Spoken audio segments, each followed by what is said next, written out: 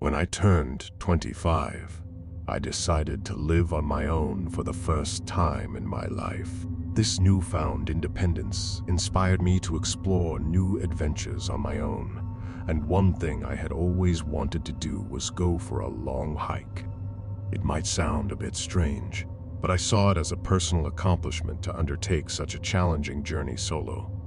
I didn't have much experience with outdoor activities, so this hike would be my first real foray into the wilderness. The trail I chose was said to take about 8 hours to complete. On Monday morning, fully prepared with enough water and food, I embarked on my hiking adventure.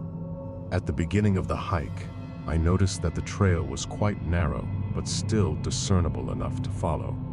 I didn't worry too much about it since I was confident that I'd be back before it got dark. Despite being relatively new to hiking, I was in decent shape, and walking long distances posed no problem for me. Initially, I felt great and enjoyed the journey.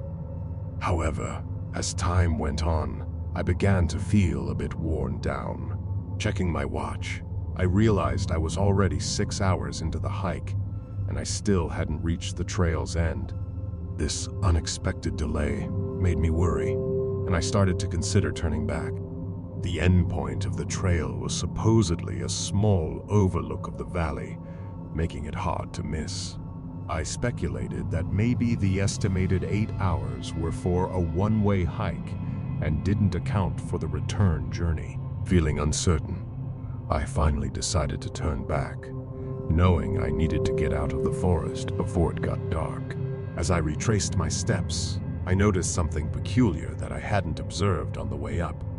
There was a line of footprints running perpendicular to the path, stretching from one end of the forest to the other. It seemed odd, and my unease grew.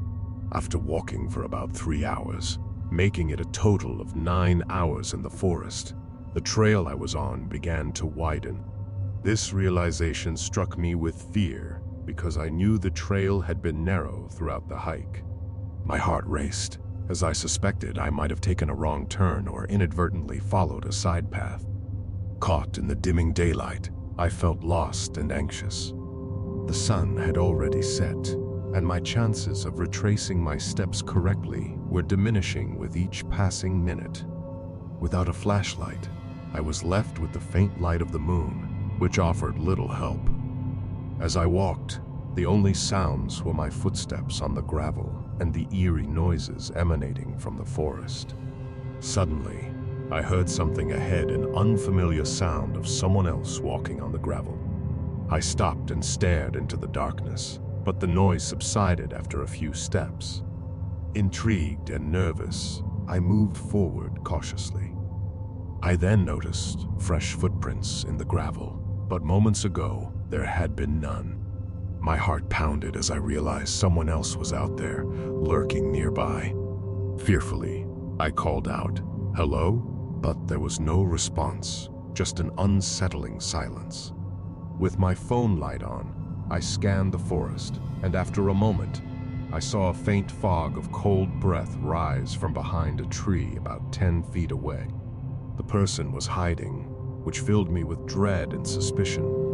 I decided to move further down the trail, keeping my guard up, hoping to distance myself from this mysterious presence. Finally, after what felt like an eternity, I found the point where I had mistakenly veered off the trail hours ago. Relieved, I made my way out of the forest and reached my car. For weeks after the incident, I berated myself for getting into such a dangerous situation. Unfortunately, my troubles didn't end there.